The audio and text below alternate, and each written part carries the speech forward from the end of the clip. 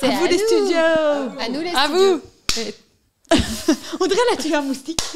Mais j'ai besoin d'un peu, tu vois, c'est la deuxième partie. Je me remets en jambes et tout. Tu te remets en jambe. Ouais. J'en peux plus de ces expressions. Je n'en peux plus. Aidez-moi, que Mais Dieu je me sors vienne le en aide. patrimoine, tu vois. Linguistique. Mais oui, c'est important. Hmm. Molière n'est pas mort, les gars. Non, il s'est Il est là. réincarné en toi. C'est un fait. C'est un fait. Non, mais elle se fout de ma gueule tout le temps. J'ai dit hier, on avait un. Oh oui, box, non, oh là. Et je reposte une vidéo et je mets avec ma comparse Chloé. Elle dit franchement, t'es obligée d'écrire comparse. Qui dit comparse? Qui? Personne dans ce monde dit comparse, frère. Hello tout le monde, de retour dans Feminity Podcast. Si vous avez vu la vidéo partie 1 du voyage en solo, bah du coup, voici la partie 2. Si vous n'avez pas vu la partie 1, merci d'aller d'abord voir la partie 1. Non, c'est pas vrai, parce qu'en soi, ça va être deux sujets un petit peu différents malgré tout, parce qu'on avait le voyage en solo avec Valentine qui nous a partagé des tips and tricks, des petites aventures un peu cocasses. Des anecdotes sympas. Ouais. Voilà, Bien j'ai dit conscient. cocasse, non mais vraiment, faut vraiment que t'arrêtes. Je prends des énergies qu'il ne faut pas. Celle-là, il y a plein d'énergie positive chez toi, mais Ok, celle-là, je sors. celle-là, on a dit non. Bref, tout ça pour vous dire que maintenant, nous avons un invité de marque, n'est-ce pas? Il m'a obligé de dire ça parce que sinon, après, on va s'embrouiller. Je vous présente donc Stéphano Attitude, nomade digital. Tu es également un grand voyageur solo qui a commencé par des pranks sur Instagram quand tu étais... Sur Snapchat. Et oui, sur Snap aussi. sur Snap. Et à la base, toi d'ailleurs, tu étais parti d'ailleurs avec un pote à toi pour faire tes premiers voyages. Et tu as aussi voyagé dans je ne sais combien de pays. Beaucoup de pays. Beaucoup de pays. Et maintenant, au-delà d'être Stéphano Attitude des réseaux, c'est en partie mon meilleur ami. Aussi. Et surtout, c'est le partenaire de vie, le partenaire de voyage de Valentine. Exactement. Ouais, on avait terminé le podcast précédent sur le fait que voilà, Valentine avait pu faire toute cette expérience solo, mais que maintenant elle était accompagnée. Et on aimerait vraiment bien pouvoir partager aujourd'hui cette passion commune. Vous avez pas mal de choses qui vous rassemblent et des projets communs, même professionnels. Donc, impatiente de découvrir. Ouais. De découvrir tout ça. Steph, on va pas se mentir tous les deux, je pense avant d'être en couple, vous étiez quand même de bons célibataires qui viviez votre vie à 200%. Exactement. Hein, on va pas se On a mentir. visité beaucoup de monde. Vous avez visité le monde pas et juste les gens. Oui, c'est ça. T'as eu des C'était petites bizarre là quand même. Je me suis fait un truc là. Ok. T'as eu 2-3 idées. Oui, non, on va s'arrêter là-dessus. En même temps, les gens ou... Non.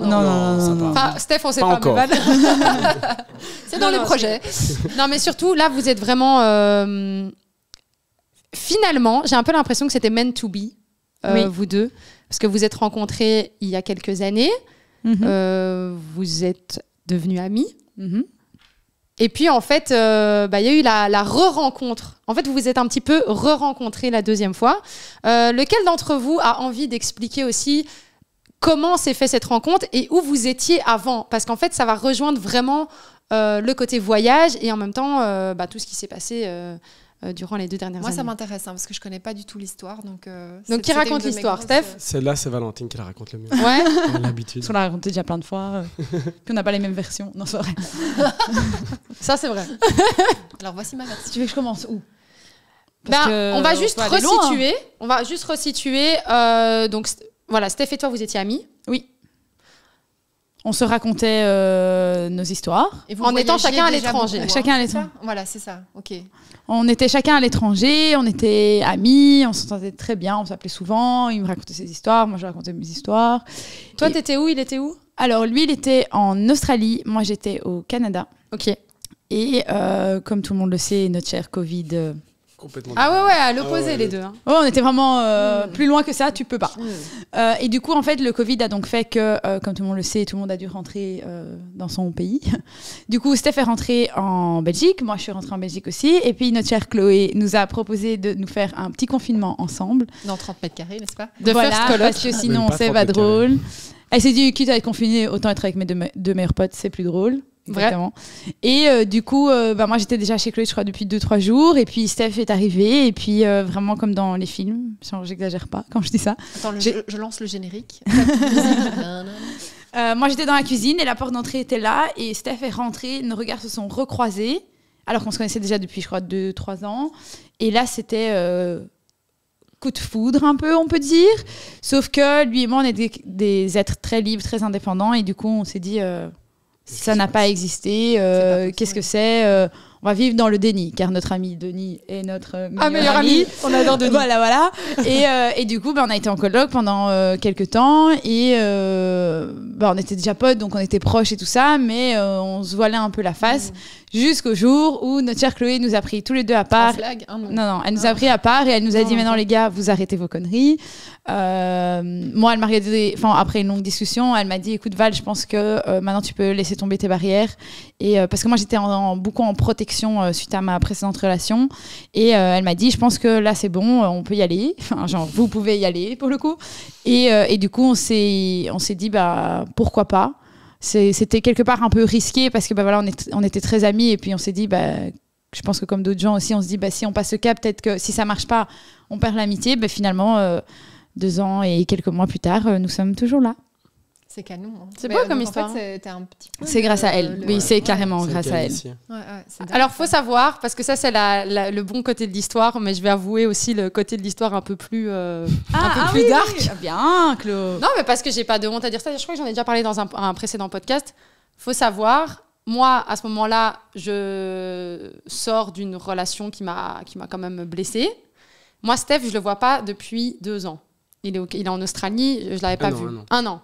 Je ne l'ai pas vu depuis 1 an, c'est mon meilleur pote, machin. Moi, je suis au bout du rôle parce que ça vient d'être fini avec le gars que je kiffais vraiment, bref, voilà.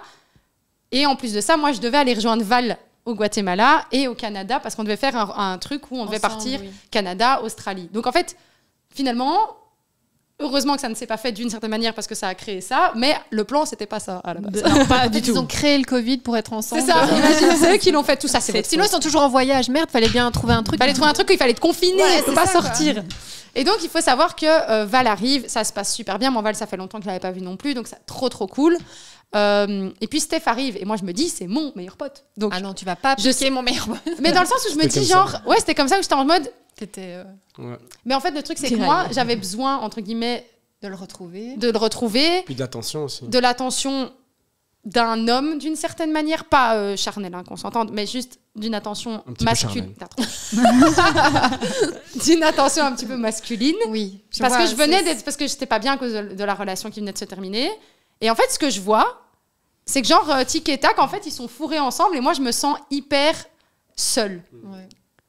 Mais on est en confinement, donc en plus, je me tape ça devant mes yeux toute la journée. J'ai pas 30 mètres carrés. J'ai pas de porte de sortie. Il n'y a pas de pièce à part la salle de bain. Ça pue l'amour dans leurs yeux. Ça pue l'amour, mais en fait, moi, à ce moment-là, je le vois pas. Il faut savoir que j'appelle ma sœur, parce que je suis vraiment pas bien. Il y a un jour où vraiment, je pète un câble, et j'appelle ma sœur, et je lui dis, ouais, je suis pas bien, et nanana. Et puis, je commence à lui expliquer toute l'histoire. Et puis, ma sœur, elle me dit, mais t'es complètement teubée, en fait. Toi, tu vois pas qu'ils sont pas en mode meilleur pote, c'est juste qu'ils veulent... Enfin, ils veulent se pécho, quoi. T'avais pas capté, en vrai. Moi, j'avais pas capté. Moi, je me suis juste dit, je suis occupée aussi à perdre mon meilleur ami. Okay. Je me suis dit, je peux pas perdre 2 mecs que j'aime trop en l'espace de 2 mois. Mais du coup, tu voyais plus le reste, c'est ça? Non, en fait, parce que j'étais focalisée, j'étais tellement triste et j'avais tellement besoin d'avoir de l'amour et de l'attention de mes 2. Moi, je me suis dit, je vais vivre avec mes 2 meilleurs potes, hyper possessives à ce moment-là. Et je me dis pas, il y a moyen qu'eux, ils fassent des bails. Moi, je me dis juste, c'est mes 2 meilleurs potes, donc I'm the center of the attention, donc c'est tout pour moi. C'est vrai. C'était vrai. Et en fait, ma sœur me dit ça, elle me fait, mais Chloé, ils veulent se pécho, en fait. Et moi, j'étais, oh putain, j'ai pas capté. Et je me suis dit, make sense, de ouf. Ouais. Et donc, du coup, moi, j'appelle Val. Je lui explique qu'à ce moment-là, bref, on a une très longue discussion sur le fait que moi, je me sentais pas bien, pas à la hauteur, etc. Par rapport à elle, que je me sentais souvent inférieure à la personne qu'elle était parce que je la mettais vraiment sur un piédestal, etc. Et du coup, je discute avec Val et puis je dis, mais bon, du coup, en fait, j'ai parlé avec Daph. Et donc, Daph m'a dit qu'en fait, vous étiez un peu en mode, voulez vous pécho. Donc, comme elle l'a dit, vas-y, en fait, ça se voit et vous seriez trop bien ensemble. Donc, arrête d'avoir peur. Et puis, je parle avec Steph. Et je lui dis, du coup, en fait, moi, un petit peu jalouse parce que toi, pas beaucoup avec moi, mais beaucoup avec Val. Et donc, voilà. Bref, toute l'histoire. Et donc, à Steph, je dis exactement la même chose. Je lui dis, mais en fait, t'aimes bien Val. Je dis, je sais pas, je fais, t'es collé à son cul toute la journée, t'aimes bien Val. Et puis il me fait, tu sais, il hésite un peu, c'est pas qu'il me dit, il me dit oui, mais il me dit, mais genre, je le réalisais pas vraiment, il n'avait pas pris conscience. Pas pensé à ça, en fait. Et parce que tu étais très malade aussi à l'époque où tu es arrivé. Donc voilà, c'était beaucoup plus ta santé qui était un peu compliquée. Et il faut savoir que Val a été très présente pour Steph à cette période-là. Et que du coup, premier bisou est arrivé après quel moment assez important. Bisou. Ouais, moi, j'avais pas savoir. Quel premier bisou? Parce que je veux dire, t'as quand même eu. C'est quand toi, t'as eu quand même t'as pris conscience du truc aussi quand t'as dû partir à l'hôpital quand même. Quand j'étais à l'hôpital en fait, parce que j'étais prêt à. J'ai eu beaucoup d'aventures, je me suis bien fait plaisir, j'ai rencontré plein de personnes, ça a été vraiment chouette. Et puis à un moment, je me suis dit, c'était déjà en Australie en fait. Non, à Bali. Donc avant de partir en Australie, j'étais à Bali. Et là, à Bali, je me suis dit, ok, je suis prêt à être prêt. Je suis très croyant. J'ai pas mis de mot de Dieu, moi c'est l'univers que j'utilise. Et je parle à l'univers, je dis voilà, je dis frérot, j'appelle frérot. Je suis prêt à être prêt, du coup prépare-moi. Et mets tout ce que j'ai besoin sur mon chemin. Pour un couple. C'est ça. Je suis prêt à être la personne aussi pour des personnes que je vais rencontrer. Comme ça, elles ont aussi cette partie de moi qu'elles vont pouvoir en fait prendre avec elles. Et j'ai dit, ça prendra le temps que ça prend. J'ai dit, mais là, je suis prêt. Et en fait, j'avance, je rencontre une personne, c'est super bien passé, une deuxième, troisième, quatrième, cinquième, 6e. 20e, calme-toi. Je m'arrêterai à 6. Et puis au final, je me dis, là, c'est bon. Je dis, je sais ce que je veux maintenant, je sais ce que je veux plus. J'ai des standards. Pas en mode, elle doit être comme ça, mais juste, pour moi, ça devait être quelqu'un qui avait déjà voyagé, en fait. Quelqu'un qui était déjà... Je n'ai pas envie d'être coach pour ma copine. Pour moi, on est des partenaires, du coup, on avance ensemble. Mais pour moi, il y avait certaines choses qui devaient être déjà acquis. Déjà le voyage, l'envie de partir à l'étranger. Pas en mode, mettre au boulot de dos, ça ne m'intéresse pas. Du coup, alors, je n'ai pas envie qu'elle perde son temps et moi non plus. Et puis, au moment où je lâche mes barrières, je dis, OK, maintenant, let's go. Je te fais confiance et ça viendra quand ça viendra. Et puis c'est là en fait où je l'ai regardé, je me suis dit, ça peut être elle. Et du coup, en étant super malade sur mon lit d'hôpital, et c'est peut-être très mignon ce que je vais dire, j'étais ultra mal, vraiment. J'agonisais en pleine nuit, une infirmière qui vient me mettre des antidouleurs. Et là, je regarde l'univers, je dis, frérot, je suis au plus bas de ma vie. Je me suis jamais senti aussi mal. Mon portefeuille était vide, endetté, j'étais vraiment trop mal en tout. Et voilà, je suis prêt à... Soit je me suicide en fait, et j'avais pensé à ça, soit je me reprends en main et je reprends vraiment en pleine confiance de dire, tu sais quoi en fait, vis, on voit ce qui se passe. Et là j'ai fait confiance en fait. Et j'ai dit, je pense qu'il y a un truc avec elle. J'ai dit, si c'est le cas, fais en sorte que ce soit facile, simple, qu'il n'y ait pas de blocage. Comme ça, alors moi je peux capter les signes. Si maintenant ça bloque, c'est que c'est pas le cas et c'est OK en fait. Et du coup, je dis vas-y, let's go. Si tu penses que c'est... Je vais pas dire la bonne parce que je crois pas à ça non plus. Mais si tu penses qu'on doit rester 1 an, 2 ans, 5 ans, 10 ans, 50 ans ensemble, peu importe, vas-y, let's go. Et puis ça s'est fait vraiment. Depuis ce moment-là, je suis rentré. Tac, tac, tac, ça s'est fait naturellement. Voilà la fin du moment émouvant. Mais il y a plein de belles choses dans ce que tu as dit. La première chose, c'est ce que j'aime bien, c'est votre amitié. Ça, je reviens juste là-dessus. C'est parce que vous avez su être complètement authentique, oser vous dire des choses qui ne sont pas forcément faciles à dire à des gens qu'on aime. Mais on voit là la vraie amitié et l'amour parce que vous êtes capable d'entendre et de... Tu vois, vous avez tous... Bon, j'imagine qu'au moment même, c'était un peu difficile. Mais tu vois, ce recul, et je trouve ça super beau à voir, en tout cas, cette amitié. Et dans ce que toi, tu as dit, il y a plein de belles choses aussi. Je sais pas, voilà, je ressentais les émotions très fortes. Il y a plein de choses qu'il a dites qui sont belles aussi. C'est vrai qu'on cherche, tu as parlé de standards et tout ça, la bonne, on se met énormément de pression quand même. Hein. Mais finalement, c'est quand même important de savoir ce qu'on veut pour nous, pour être heureux. Et tu parlais de te changer pour quelqu'un d'autre. Là, vous êtes tous les deux en phase avec ce que vous voulez. Et ça vous correspond. Donc, il n'y en a aucun qui doit laisser de la place à l'autre. Vous pouvez exister ensemble et partager ce qui vous rassemble. Donc, c'était pas gagné. C'est super. Quoi. Parce que moi, pendant longtemps, j'ai cru que je ne trouverais jamais personne comme moi. Ouais. Après, on n'est pas pareil. Hein. Non, mais dans le sens où quelqu'un qui voudrait aussi voyager et... Les valeurs de base, oui. Ouais, voilà. Vivre à l'étranger, être digital nomade, tout ça... Pendant longtemps, on m'a fait croire que c'était pas possible de trouver quelqu'un aussi fou que moi. Et pourtant, j'ai trouvé plus fou que moi. Oui, ça. Et en plus, au-delà de ça, ce qui est fou, c'est que parfois, on dit souvent, on cherche à l'extérieur ce qui se trouve parfois très proche de nous. Oui. Ouais. Tu vois, ça, je l'avais sous les yeux, mais tu l'avais sous les yeux, mais c'était pas le moment. Et je trouve que la beauté de votre histoire aussi, c'est que vous avez appris d'abord à vous rencontrer en tant que, on va dire, d'âme à âme, d'avoir cette amitié, tout ça. Et du coup, en fait, les choses ont pu couler d'elles-mêmes aussi parce que vous vous connaissiez déjà vraiment, puisqu'il y avait, et on en a parlé dans L'amour n'est pas un Disney. N'hésitez pas à aller le regarder si ce n'est pas encore fait. On en a parlé justement où on disait que avec un ami, en général, tu te caches pas. Tu vois, comme il n'y a pas de séduction, t'es toi-même, t'es authentique. Et en fait, comme vous avez pris ce temps d'être authentique l'un avec l'autre, quand vous êtes dit, je me mets en couple, mais tu sais que tu vas rien découvrir de... Tu te l'es pas masqué pour essayer de séduire l'autre, quoi. Et vous connaissiez vos histoires en plus chacun, donc je veux dire en fait c'est ça qui est super fluide et ce qui vous permet aussi maintenant de je pense avoir votre relation aussi, parce qu'il faut savoir que depuis qu'ils sont, avant même d'être en couple, depuis qu'on a habité dans cette coloc, ils habitent ensemble. Oui, c'est ça. Ça fait plus de 2 ans là. Ils habitent ensemble au quotidien. H24. Mais du H24 parce que c'est pas ils travaillent 8 heures, ils se revoient le soir. Non, c'est sûr. C'est H24, 7 jours sur 7. Oui, ils bossent ensemble. Ils sont ensemble. Oui, c'est ça. Et du coup, on va arriver justement à cette partie, parce qu'il y a plusieurs, je pense, sujets qu'on voulait aborder. Mais comment on fait pour être ensemble tout le temps et rester soi-même, enfin, même si je pense que tu t'adaptes un peu à l'autre, c'est normal malgré tout. Comment tu fais pour être tout le temps ensemble et en même temps être une personne à part entière? Vous pouvez choisir si l'un a une réponse plus rapide. Pour ma part, c'est... tu peux répéter la question? Je répète la question. Qu'elle soit bien ancrée. Donc, comment est-ce qu'on fait quand on est un couple qui est H24 ensemble, 7 jours sur 7, pour être ensemble, mais rester un être humain à part entière? Déjà, en fait, ce que chacun a fait de son côté, c'est qu'on s'est découvert. Et en fait, on a commencé cette relation sur des bases solides. J'appelle ça des bonnes bases, en tout cas pour nous.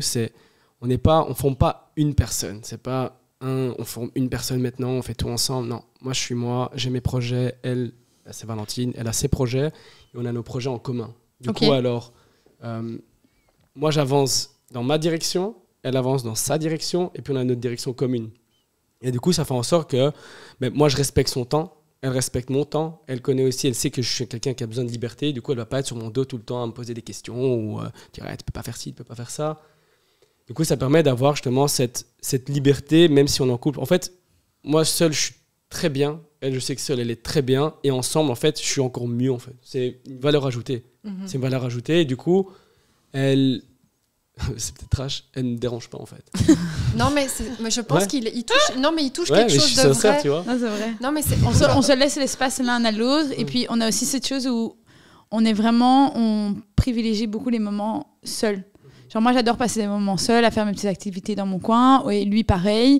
Puis on fait aussi les moments où moi je vais voir mes amis, lui va voir ses amis, même si on a un groupe d'amis en commun qui évidemment fait qu'on a plein d'amis communs et qu'on passe beaucoup de temps ensemble, mais moi j'aime bien dire qu'on est libre mais ensemble. Oui, c'est ça. C'est vraiment ça. Mais pour moi c'est la définition de ce que j'imagine être un couple en tout cas. Parce qu'on en a parlé dans d'autres podcasts, tiens, on parle de je suis en couple à quel moment. En tout cas, ce que vous avez dit là, c'est ce que moi j'aimerais pouvoir vivre en tout cas. C'est ma définition. Je trouve que c'est exactement ça. Tu l'as super bien résumé. Moi j'aime beaucoup le « elle me dérange pas ». Il faut savoir que Steph un jour me parle et puis on discute d'un truc, il me dit ouais Chlo, il fait moi, il n'y a qu'une seule personne sur Terre là maintenant avec qui je peux rester toute la journée et où c'est pas un souci et j'en ai pas marre à un moment donné. Et tu t'es dit, c'est moi? Non, crois-moi, je sais que c'est pas moi. Même si on avait déjà fait des colocs avant. Mais il m'a dit, c'est Val. Il m'a dit, parce que c'est ma partenaire, mais je pourrais faire ça avec personne d'autre parce que c'est quelqu'un, il a ce côté introverti, extraverti. Et donc, très fort. Très fort. Et je suis comme ça aussi, donc on se comprend par rapport à ça. Du coup... À un moment donné, il aime bien t'aimes bien quand il y a des gens, et à un moment donné, parce qu'il prend trop parce que c'est une sorte d'éponge à énergie, donc évidemment, à un moment donné, il a besoin de son espace. Et il m'a dit, la seule personne avec qui je peux être tout le temps, c'est Val. Il fait, mais quelqu'un d'autre, c'est mort. Mais c'est une belle déclaration, en fait. C'est la plus belle déclaration. Plus fort que je t'aime, en fait, je trouve. Mais c'est ça, je pense que parfois, comme on le disait, le je t'aime, finalement, se décline avec des mots, des actes très différents du mot. Ouais. C'est la manière dont les choses se font. Est-ce que toi, tu avais une question en particulier quand vous parliez de finalement chacun son chemin, votre chemin en commun, et un peu avant, on parlait de ce qui vous relie, mais aussi que vous êtes fort différents. Est-ce que parfois, il y a quand même vous aimez le voyage. Est-ce qu'il y a quand même des discussions? Vous n'êtes sûrement pas toujours d'accord. Hein, je veux dire, vous êtes deux êtres à part entière, on l'a dit. Donc même si vous avez plein de points communs, quels sont parfois peut-être les sujets de discussion où vous avez besoin de peut-être chacun venir avec vos arguments ou qui sont peut-être plus sensibles et que vous arrivez malgré tout à bien communiquer et faire un choix. Mais par exemple, une destination, parce que vous partez plusieurs mois chaque fois à une destination, est-ce que c'est facile de trouver? Est-ce que vous êtes toujours en accord? Est-ce que parfois, comment vous faites pour faire des choix finalement qui vont conditionner vos futurs mois de vie? Je pense que sur les destinations, là, on a de la chance, on est assez d'accord de base. Ouais.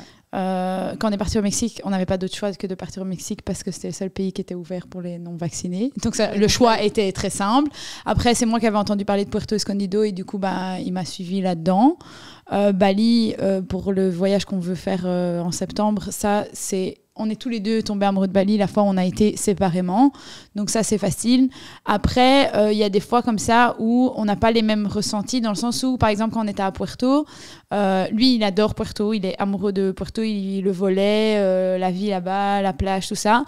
Moi, à un moment donné, je suis arrivée à un stade où j'en pouvais plus de Puerto. Il fallait que je parte. J'en pouvais plus. Et j'ai communiqué avec lui là-dessus et il a respecté mes sentiments par rapport à ça et il est venu on a décidé ensemble du coup de partir faire un petit break, partir 2-3 semaines.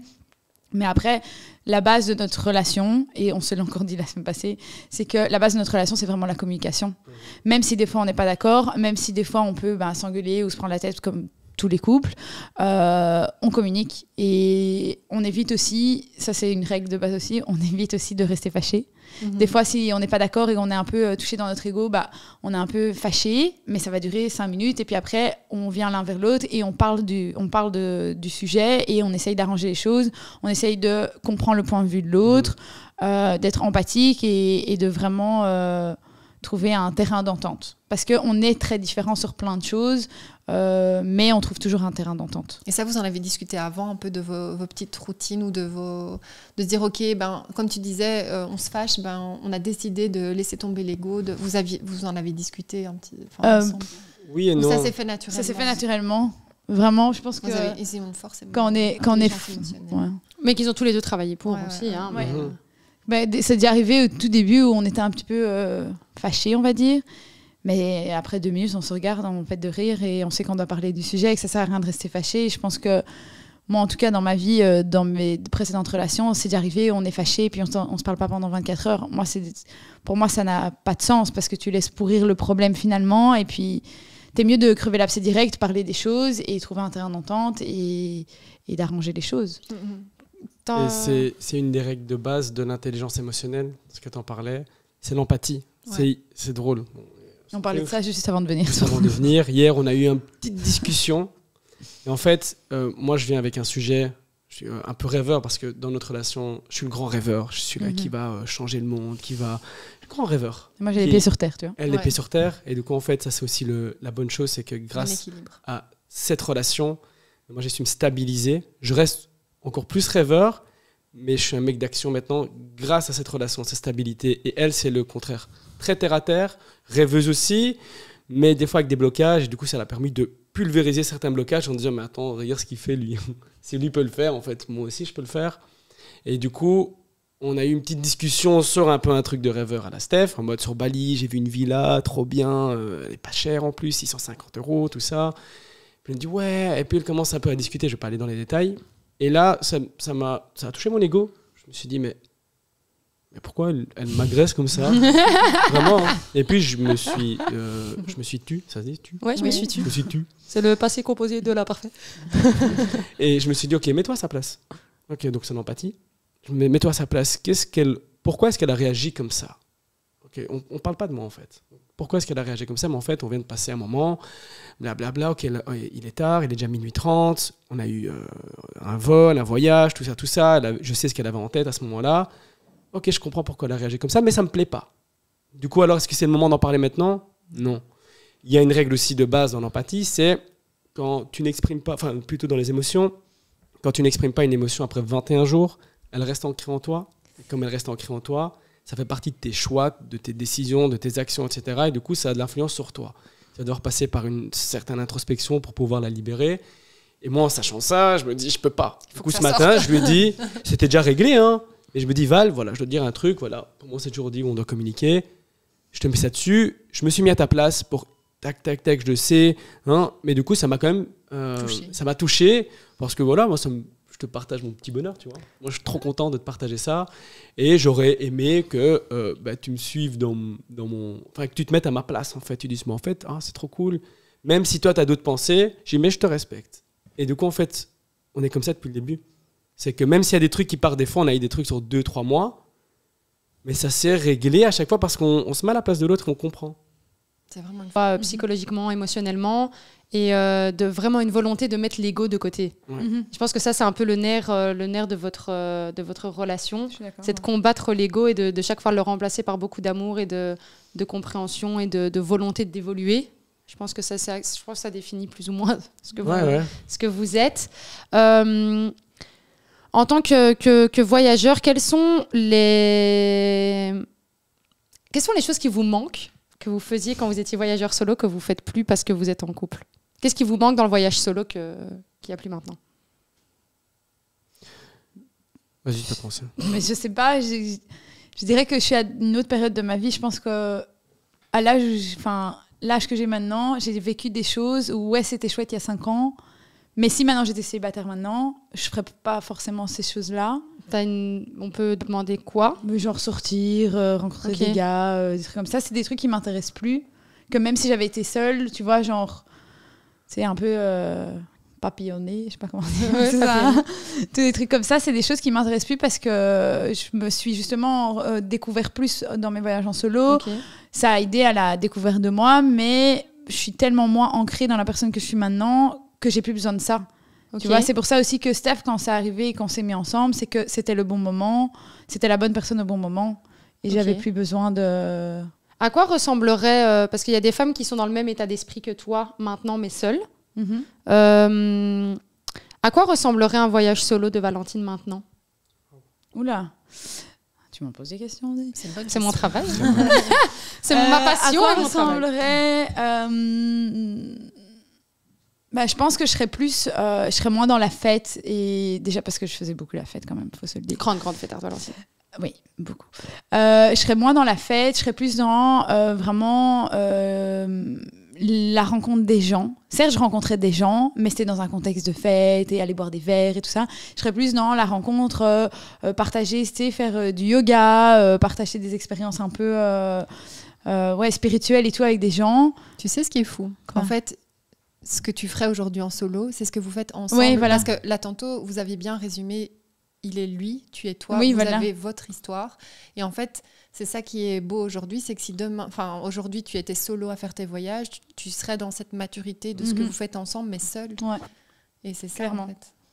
Et toi, Steph? Qu'est-ce qui te manque, entre guillemets, je dis manque, mais bon. Ouais. Qu'est-ce qui te manque quand tu étais en voyage solo que tu n'as plus maintenant? Déjà, c'est une bonne question, je me la pose souvent aussi. Pour rester aligné, tu vois. Ouais. Parce qu'on évolue tous, la Terre évolue, on évolue aussi.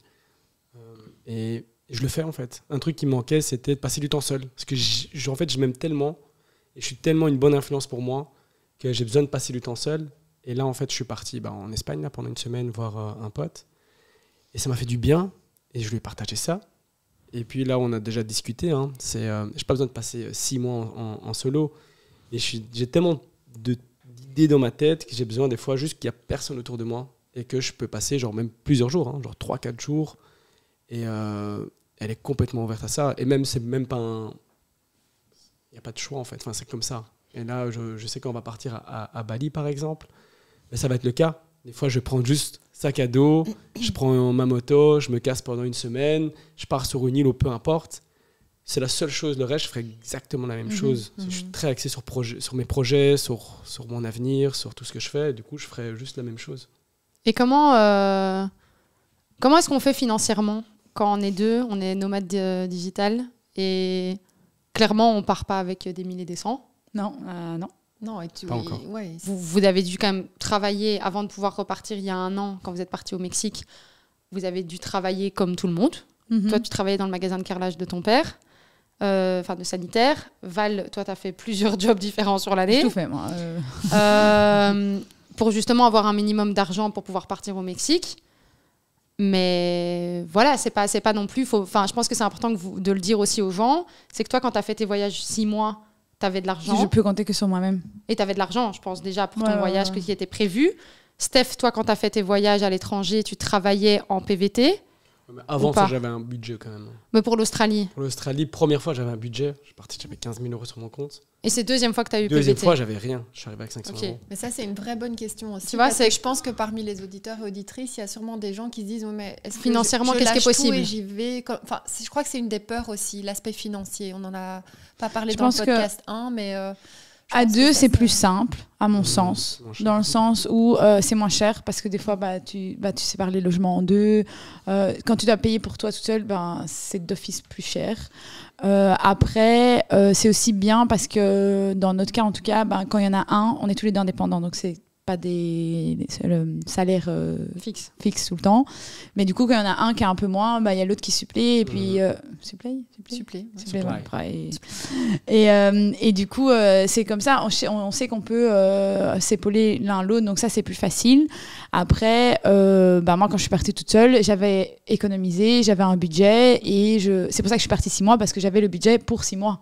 Donc après, tout est possible. Après, quand on part en voyage seul, on peut toujours, avec peu d'argent, voyager longtemps par différents moyens. C'est-à-dire, moi, quand j'ai été au Guatemala, j'ai fait du volontariat dans un hostel. J'ai vécu là pendant 1 mois. J'étais logée, nourrie, blanchie. J'ai dépensé, pour moi, mes frais, parce que j'ai fait un festival et un truc, j'ai dépensé 300 € sur 1 mois. Donc, on peut trouver des solutions pour prolonger des voyages. Ça se fait de plus en plus, où les gens font du volontariat dans des hostels ou des workaway ou des trucs comme ça pour justement prolonger le temps de voyage. Après, si tu veux faire comme moi, j'avais fait 6 mois où je voyageais tout le temps, je faisais plein de trucs, je m'arrêtais jamais. Là, il faut prévoir le budget, mais sinon, à 2, c'est plus simple. Un budget que toi, tu as fait, par exemple... pour l'Asie? Pour l'Asie du Sud-Est, t'es parti 6 mois. 6 mois avec 6 000 €. C'était assez? Oui. C'est bien. Hors billet d'avion. Hein. Hors billet d'avion, ok. Billet d'avion pris à l'avance ou... Pris à l'avance? Tous? Non, l'aller, j'avais pris. Et le retour, j'ai pris, je crois, 1 mois avant le retour. Ok, et sinon, c'était soit des bus pour aller de l'un à l'autre ou des vols? J'avais pris un vol interne parce que j'étais malade et j'avais la tourista et que je ne pouvais pas prendre un bus de 15 heures. Mais sinon, non, toujours des bus. Ok. Des bus. Et toi, Steph, dans tous les voyages que tu as fait, parce que tu as fait vraiment beaucoup de voyages, toi aussi. Hein. De façon différente aussi. De façon très différente. Toi, ta manière de voyager, elle ressemblait à quoi? Les premiers voyages, c'était faire la fête. Kiffer, juste sortir de tous ces croyances. J'étais très limité comme gars, mentalement. Okay. J'ai besoin d'exprimer, en fait. Et j'existe, en fait. On m'a rabaissé dans plein de trucs. Désolé. On m'a rabaissé dans plein de trucs. Dans la table, tout va bien. Et que j'avais besoin de m'exprimer. Je me dis, mais en fait, t'es drôle comme mec. En fait, t'es chouette. Regarde ce que tu peux faire. Et en fait, la vie que tu mènes, elle est trop bien ici. Du coup, c'était vraiment purement dans la découverte. Faire la fête, rencontrer des gens, expérimenter la vie, expérimenter mon audace aussi. Premier voyage, c'est quelle année, où? 2014, hein, je crois que ça date. Décembre 2014, Thaïlande. 3 semaines. Okay. Qui était de base petite pause carrière. Parce qu'après, j'allais reprendre l'entreprise de mon père et j'allais être le gars sérieux qui roule en classe B. T'allais être en routine life, quoi. Ouais, mais au fond de moi, ça allait pas. Ouais, c'est ça. Et avec bon salaire à la clé, avec, on parle de 3-4 000 €, avec la voiture, avec l'appartement. Ça ne m'excitait pas. Du coup, j'ai fait ce voyage-là et là, ça a basculé. Je me suis dit, pardon. Coucou, Thaïlande. Je me suis dit, ah oui, il y a moyen de vivre. Puis je suis très curieux. Du coup, je parle aux gens. Qu'est-ce que tu fais de ta vie, hein? Quelqu'un va à un resto ici.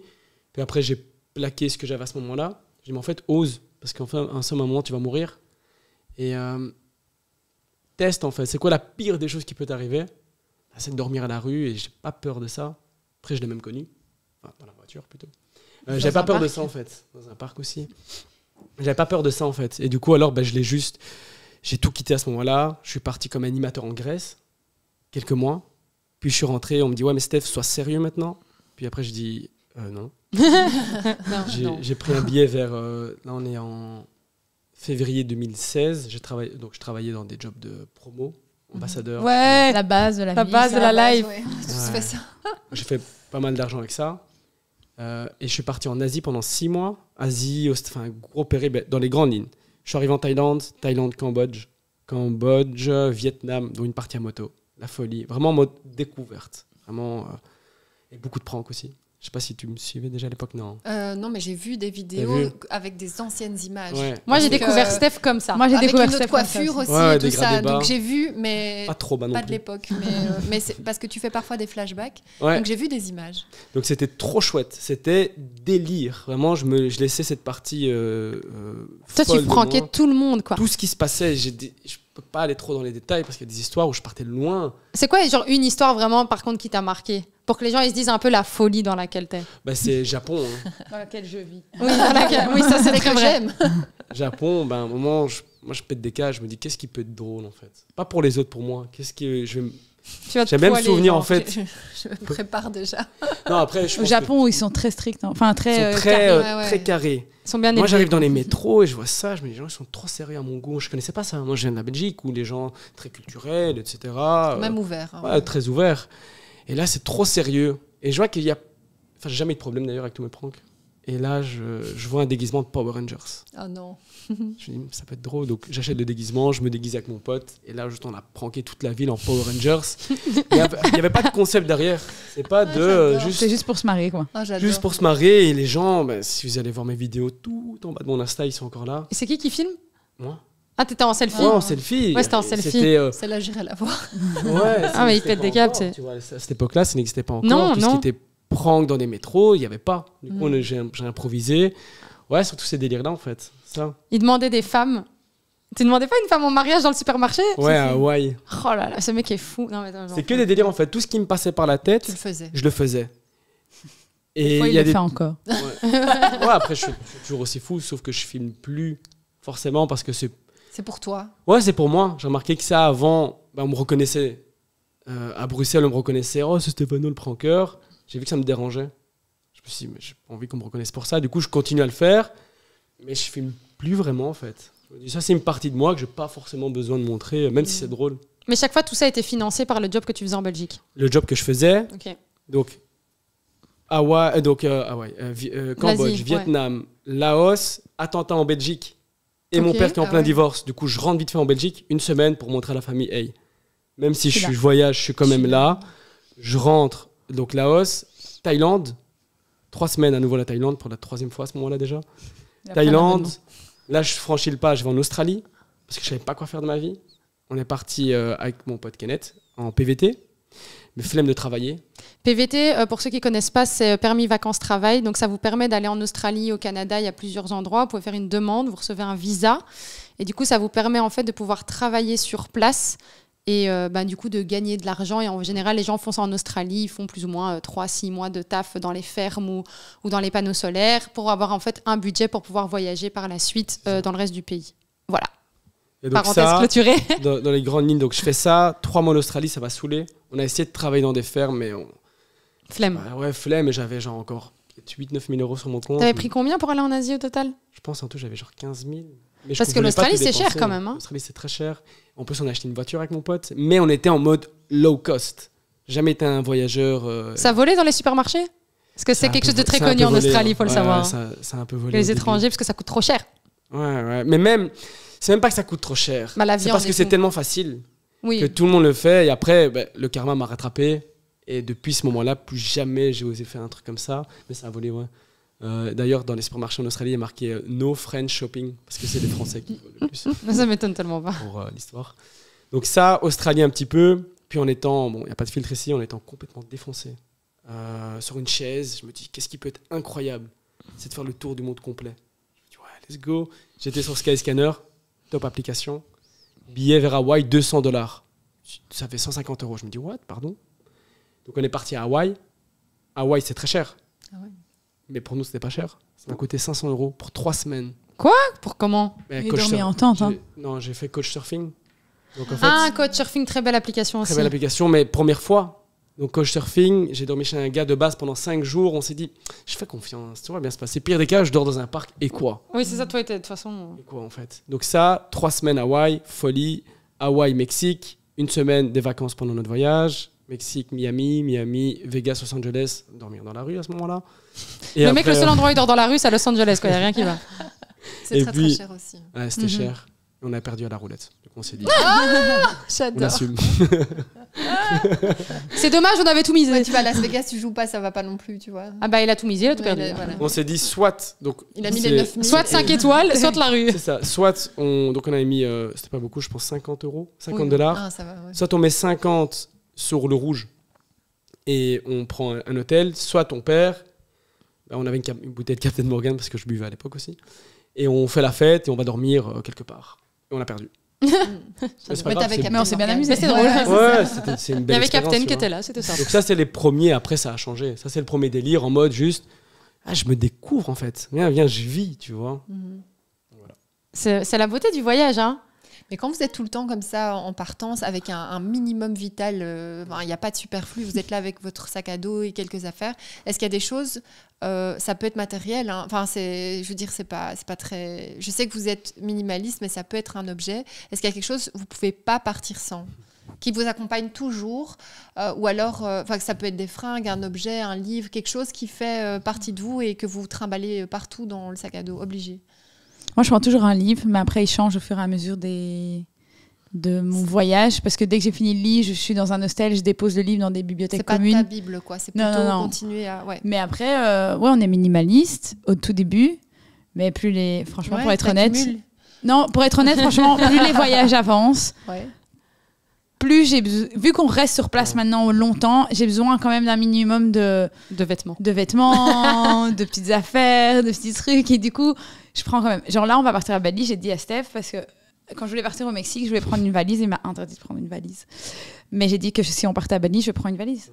Parce que le sac à dos, oui, c'est bien, mais quand on est posé sur un endroit... C'est pas agréable. C'est pas toujours agréable. Moi, mon sac à dos, après 6 mois en Asie, je pouvais plus le voir en peinture. Même tous mes vêtements que j'avais dans ce sac à dos, je les ai plus mis, je crois, pendant 1 an.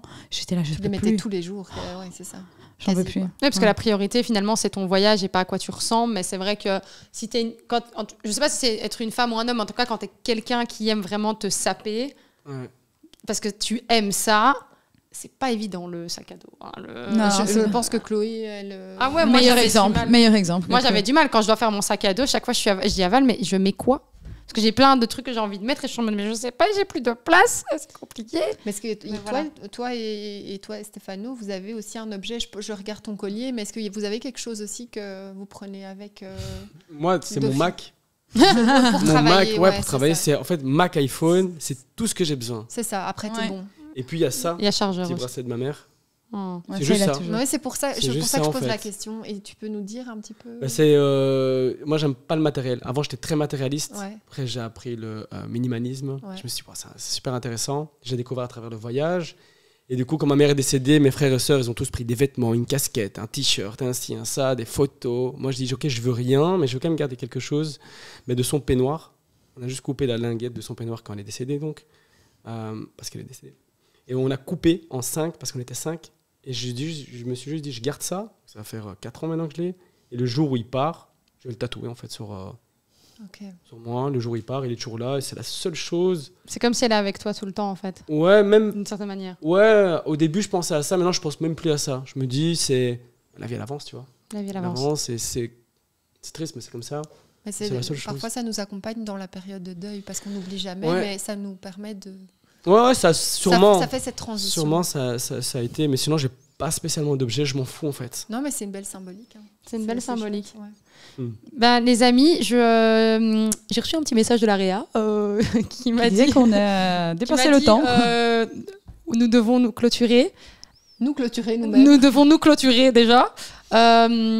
Alors, je ne sais pas ce qui va se passer. Est-ce qu'on fera peut-être une partie 2 de la partie 2 ? C'est possible. C'est possible. Il faudra qu'on en reparle parce que j'ai l'impression qu'il y a tellement de sujets qu'on n'a pas abordés. Ouais, j'avoue. Est-ce que je peux juste vous demander 3 conseils que chacun, donc vous donnez chacun 3 conseils sur le voyage solo en tant que femme, le voyage solo en tant qu'homme, parce que parfois, parce que c'est quand même important aussi. Et puis, et peut-être aussi 3 conseils pour bien voyager à 2. Ok, ensemble. Donc voilà, Val, tu commences. J'allais dire, Steph, tu commences. Ok, bah Steph, tu commences. Si tu te sens mieux. Donc, Steph voyager commence. seul en tant qu'homme, 3 conseils. Prends pas trop d'affaires.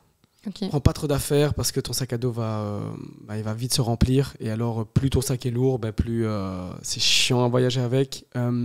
Découvre un maximum, donc n'aie pas trop peur, fais pas trop de folie. Moi, j'ai fait beaucoup de folie. J'ai pris beaucoup de risques à rouler alcoolisé sur un scooter, sans casque, en pleine drache en Thaïlande. J'ai rien eu. On voit la maturité qui parle. T'as eu de la chance, ne faites jamais ça, ne prenez jamais de drogue à l'étranger. Je n'ai pas vraiment, vite fait. Mais ne prenez pas de risques en fait. On n'est pas chez nous en fait. Donc si t'es pas chez toi, même si la terre nous appartient et les frontières ont été inventées par l'homme, tout ça, ok, j'y crois aussi. Mais voilà, reste quand même serein. Faut aussi un peu faire attention aux rencontres. Donc c'est très bien, les rencontres magnifiques. Mais quand ton instinct te dit, ça vaut pour les deux en fait. Quand ton instinct c'est ton pilier, et comme c'est ton pilier, écoute-le. Si tu ressens qu'il y a il juste te dit non, ne va pas à cette soirée-là. J'ai des expériences où j'ai vécu un attentat en Thaïlande. J'étais à côté, j'étais pas en plein dedans. Du coup, à mon avis, mon instinct m'a fait comprendre, va un peu plus loin et ça a pété juste à côté de nous. Donc faites quand même attention à ça. Écoutez, vraiment, le conseil number 1 qui résume ces 3-là, c'est écoute ce que tu as besoin et ose, pars voyager. Parce que sinon, si tu as envie de voyager et que tu voyages pas, tu vas le regretter, je te le garantis. Et tu risques d'avoir cette fameuse crise de la quarantaine, cinquantaine. Et si tu as ça, alors que tu as des enfants, c'est un peu chiant, tu vois. C'est un peu, c'est pas trop cool à ce moment-là. C'est beaucoup plus compliqué. Tu peux le faire, il y en a plein qui le font encore. Mais c'est plus compliqué. Donc si tu as envie de partir, une bonne organisation, même si tu la suis pas. Mais organise-toi. T'as une base. Ouais, t'as un plan, Et même après, si tu suis pas le laisses, plan. Voilà, c'est ça. Des lignes de base. Titi? C'est bien parce que ça m'a laissé le temps de réfléchir. Parce que j'ai déjà donné 3 conseils là. C'est vrai. Alors je pense à d'autres conseils. Ah oui, repense à d'autres. Moi, si j'ai un conseil à donner, quand moi je suis partie, j'avais pris un petit carnet avec moi. Ah oui, bien. Parce que pour se parler à soi-même, c'est bien de s'écrire. Donc moi, ça m'a beaucoup aidée. Après, ce carnet, depuis, je ne l'ai plus jamais ouvert. T'en as peut-être moins besoin. Non, mais peut-être qu'un jour tu le rouvriras juste Ouais, pour te je rappeler des sais souvenirs, exactement où il est. Je sais qu'un jour, je le réouvrirai. Mais je conseille quand même de prendre un carnet parce que ça peut être bien. Le deuxième conseil que je vais donner en tant que fille, c'est qu'il ne faut pas tomber amoureuse toutes les 2 minutes. Ils sont beaux, mais... Voilà. Tu vis les choses intensément, voilà, c'est ça. C'est un peu comme dans une télé-réalité, vraiment. Genre, tu vis tout est décuplé de ouf et tu as l'impression, finalement, que c'est l'homme de ta vie, alors que pas du tout. Donc vraiment, ça, juste, garde la tête froide par rapport à ça. Un bon conseil aussi. Ça, c'est parce que j'ai pensé à ça, j'ai donné ça à ma coachée parce que voilà, tout ça. C'est hyper intéressant. Ça, et alors, se faire confiance, je dirais. Faire confiance à son instinct, et ça rejoint un peu ce que Steph a dit, que si t'as un mauvais pressentiment, si t'as un mauvais pressentiment on te propose d'aller là, mais t'es là en mode j'ai pas trop envie, te force pas forcément. Fais ce que t'as envie de faire. C'est ça. C'est ton voyage. Traîne avec les gens que t'as envie de traîner. Fais ce que t'as envie de faire. Te force en rien, parce que déjà, quand t'es ici, ou en Belgique, ou en France, ou dans n'importe quel pays où tu vis, on te force, inconsciemment, tu te forces déjà à faire plein de choses, tu te forces à faire plaisir à des gens, tu vas à des événements, tu fais ci, tu fais ça. Le moment du voyage, c'est vraiment le moment pour toi. Alors, genre, juste, fais ce que toi, tu as envie de faire. Si tu as envie de rester dans ton lit toute la journée à regarder Netflix, reste dans ton lit toute la journée à regarder Netflix, quoi. Très bon conseil, les deux. Ouais. Mais tu sais quoi, on va faire plus simple. Chacun un conseil pour le voyage à deux. Pour le voyage en couple, établissez des bonnes bases avant de partir. Des bases simples. Comme chez nous, on couche avec personne d'autre. Mais c'est bien on est exclusif. Tout ça. Et un peu parler du style de voyageur. Comme une règle que nous, on s'est mis au début, c'est on communique coûte que coûte. Donc il y a des bases en fait, qui sont créées. Et une fois qu'il y a ça, en fait, tu suis comme tu mets l'intention au début de ton voyage. L'intention, en fait, c'est une énergie que tu mets. L'énergie, en fait, te suit tout au long du voyage. Vous? Mon conseil, ce serait que... Mon conseil, ce serait que forcément, tu pars à 2. Donc, tu es tout le temps à 2. Mais c'est pas parce que tu es à 2 que tu dois toujours rester à 2. Nous, par exemple, quand on voyage, on a des amis, et on a forcément les mêmes amis, mais on se fait aussi des amis séparés, et on a notre vie séparée finalement, et on n'est pas obligé de rester tout le temps à 2, parce que des fois, rester trop ensemble, c'est pas toujours bien pour la relation. Ça peut être toxique. Ça peut être toxique, clairement. Donc, je pense que c'est bien de faire la part des choses entre la vie à deux, enfin, le voyage à deux et le voyage séparé quand même. Oui, c'est ça. C'est canon. Très beau conseil. Parce qu'il y a plein de conseils qu'on peut même reprendre hors voyage, hein, dans tout ce que vous avez dit. Même oui, ça peut être un conseil même du couple de base. Oui, quoi. c'est ça. Mais merci les amis. Merci à vous. Merci. Donc Steph, on a dit les poubelles ce soir. Non, sinon c'est 250 € d'amende. 250 € d'amende. Merci en tout cas les amis d'être venus. Ça nous a fait très plaisir de vous recevoir. Toi Val séparément, vous ensemble. Merci de votre partage, de votre authenticité. Ça donne envie de partir. Ça donne envie de repartir. Ouais. Mon backpack est dans mon coffre. Ah non, pas tout de suite, hein, tu restes encore. Voilà, merci en tout cas à tous de nous écouter, de nous faire encore une fois vos commentaires, les partages, les likes, tout ça. Merci à tous d'être présents, de prendre le temps, peu importe où vous êtes, de nous regarder ou de nous écouter parce que le temps est précieux, on le sait. Et donc, si vous prenez du temps pour nous, on sait que c'est un des plus beaux cadeaux que vous nous faites. Clairement. Donc, un grand, grand merci. Merci Mahanouk d'être toujours cette petite lumière au fond du tunnel. Je sais pas pourquoi j'ai cette expression, mais voilà. Je suis la lumière au fond du tunnel. Voilà, t'es ma lumière au fond du tunnel. Je sais pas. C'est mieux que Molière, de toute façon. Oui, je prends. Mais on vous fait un gros bisou. On se voit très bientôt. Et n'hésitez pas à nous dire si vous avez des envies spécifiques pour le podcast. On est toujours là pour vous écouter. À très vite. À très vite. Bisous tout le monde. Merci.